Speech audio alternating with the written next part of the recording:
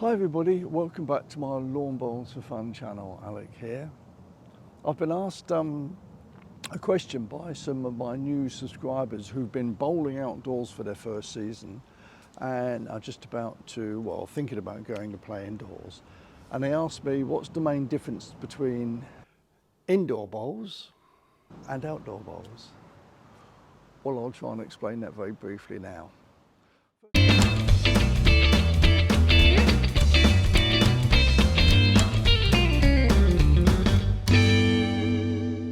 First of all, let's cover some of the laws of the game. The main difference is that when you play dead ends, where the jack goes out of the rink, it's either gone over the ditch and out of play onto the pathway. We've got a pathway here, or it's gone onto another green, onto another rink, should I say, and then it's a dead end, and that end is replayed. Indoors, a lot of the games that are played indoors in the UK anyway are what they call domestic league games, and they're played to a 2-hour time limit. So for example, at this club on a Monday, for example, we'll have a 10 till 12, and then it's 12:05 to 2:05, allowing for changes, and then it's 2:10 to 4:10, and 4:15, 6:15, and so on. So there are 2-hour time limits, and there isn't time to waste on doing centering the jack, centering the mat, replaying dead ends, etc., etc. So there's a few rules that are different indoors. The first one is with regards to dead ends. If the jack ends up going out of the rink or over the bank, then we use the respots. Now, what are the respots? You'll notice on the green there are some markers. There's the T mark here, which is the centre of your rink, 2 metres from the ditch, and either side you've got 2 dots, and they're the respots. And then you've got dots going all the way down the green as well, every metre, to aid your game. So if the jack does go off on that side of the green, it's replaced onto the respot. Let me just get a jack and show you. There we are. So the jack's gone over here out of the rink or over the ditch. If it goes in the ditch, it's the normal game. But if it goes out of play, it's placed onto the nearest respot, which is there. Quite simple. Again, if it goes out this side of the rink or over the green, even if there's a bowl on or near the respot, you have to put it as near to that spot as you can. There you go. And if that happens to be your bowl, you're very lucky. So you often hear in a game, in fact, a skip say, "Oh, cover the respot," because we may be holding 3 or 4 shots, and it's likely the jack might end up going that way and out of the rink. He wants the respot covered. So that's a tactic they sometimes ask for the next player to put one on or near the respot. So no replayed ends. Everything is played on the respots. So you can see there's quite a bit of difference between indoor and out on how you deal with dead ends or jacks that are going out of the rink. Another thing is when you place the mat on the rink, and I've got a mat here. Here we are. I've just placed the mat onto the rink. I'm the lead. I'm just about to send the jack down the green, and I want to be 2 metres from the ditch. Well, the only way to do that, you can see that there is near the flower pot there, you can see there's the 2 metre mark. You can see roughly where the 2 metre mark is. But the only way to be sure is to use what we call the 2 metre stick, which you place onto the green, onto the edge of the rink, and you can see the mat wasn't up. So I will just bring the mat up a little bit further, and then you know that's a legal mat. Put that one back, and you still have to make sure, of course, that the mat is centered. So that's where we have the hand signals come in. You know, it might be this much, got to go this much that way, and so on. So the person down the other end of the green will tell you how much you've got to move the mat. That happens more if you take the mat further up the green, further away from the ditch. But even so, you sometimes don't always get it right when it's just 2 metres away from the ditch. So you have to make sure that is centred, and that's only done by hand signals. The same with the jack. Once you've sent the jack down the green, there we are, let's send this jack down the green. Well, if I sent the jack down the green now, let's imagine it's coming the other way. Just move this mat out of the way. And as you know, if the jack ends up, say, 1 metre from the ditch, it's not legal. So this is when the person down the other end of the green, either the skip or a marker if it's a singles game, will get the 2 metre stick out, make sure it's right at the edge of the green, and place the jack, and then move the stick. And you still have to make sure that the jack is centred on the number. So that takes a little while to do every time. But indoors it's different.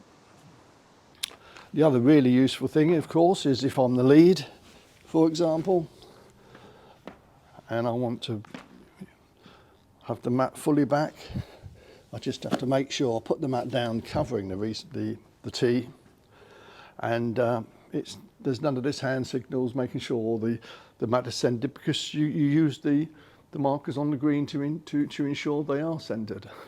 Again, if I want to take the mat up the green a bit, about halfway maybe,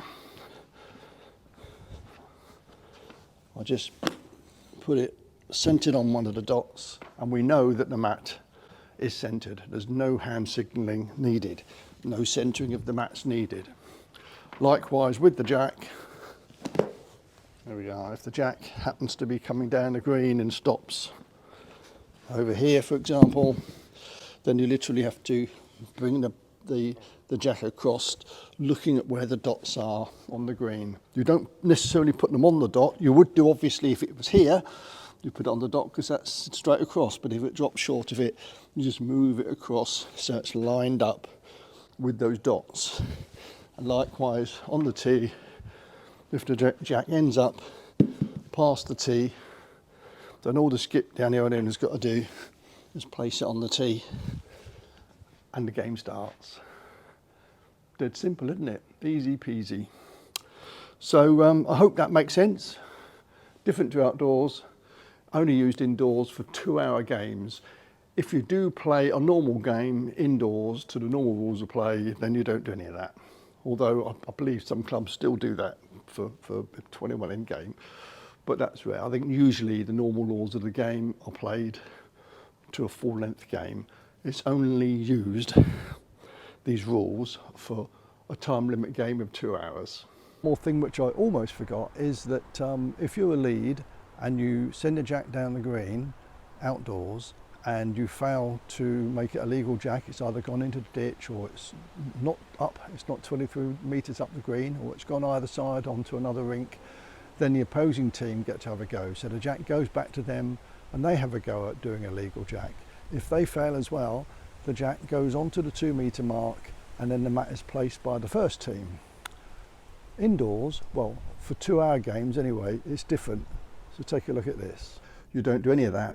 What happens is if you fail to deliver the jack legally, and the other team then get just to place the jack wherever they like and the mat. In fact, you place the mat first and then the jack goes down. I believe that's the way round it should be. So there's no re-delivering the jack. It's just to save time again. Literally, the other team place the mat down first, or move the mat, because it's in a position where the first team have put it. They might want to take it up a bit, and then the jack is placed. Easy.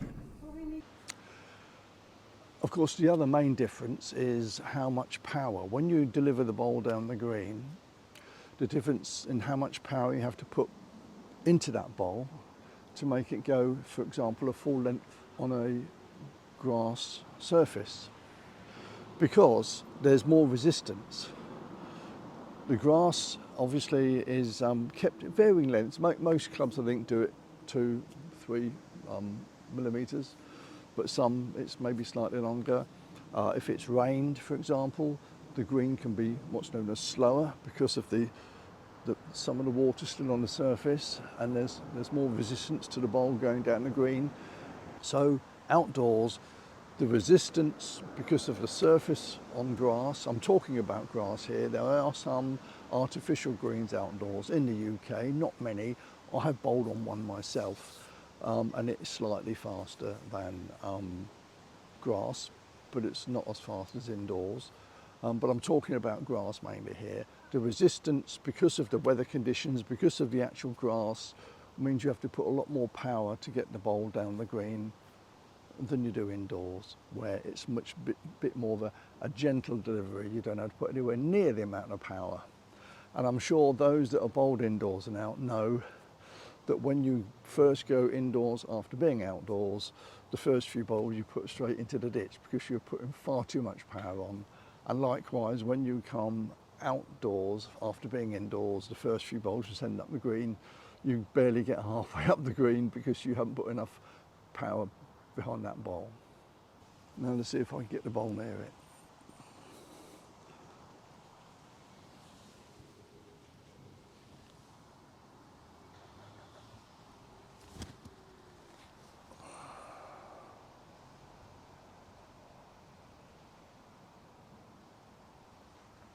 Not bad, but indoors is a very gentle delivery, almost in slow motion. You've got to slow everything down. Let me just demonstrate.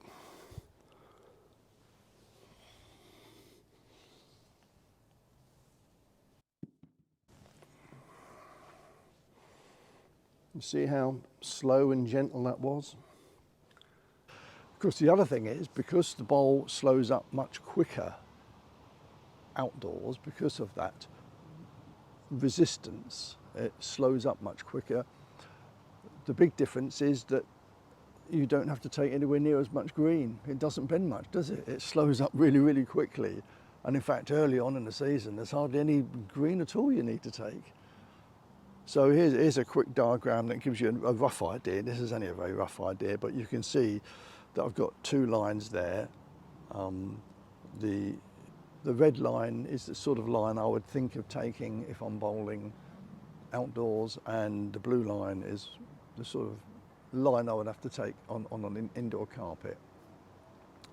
So don't forget, outdoors, because the bowl slows up much quicker, especially early on in the season, especially after rain, it slows up much quicker and you don't need so much bias. It takes a few sessions to get used to the difference in speed indoors out, but it soon starts to come. And certainly I find it takes at least 2 or 3 games. I find the adjustment going indoors is harder actually. I keep forgetting sometimes and I send too much power on the green. After 2 or 3 games I've got used to it. Outdoors I find the adjustment is a little bit easier, which is why you find a lot of people don't like bowling indoors and out in the summer season, because there's quite a big difference. Although I do know people that bowl both indoors and out, although not many, and they do it successfully. They seem to be able to adjust quite easily, but I think us normal people would find that quite difficult to do. I certainly don't mix the two. I love playing outdoors. When the weather's fine like it is today, although it's a bit cloudy today, it's still very pleasant temperature. You can't beat it outdoors, I love it. But of course we all know we have to contend with the weather in the UK. It's not very nice bowling when it's raining, and it's also not very nice bowling when it's blisteringly hot. And we seem to have weather these days in this country that seem to have 2 extremes. It's either bitterly cold and rain, or it's baking hot. On a perfect day like today, I love it today. The sun's coming in and out, but it's a lovely temperature. This to me is perfect bowling weather. Right, so I hope you found that useful, and enjoy your bowling, and I'll see you soon.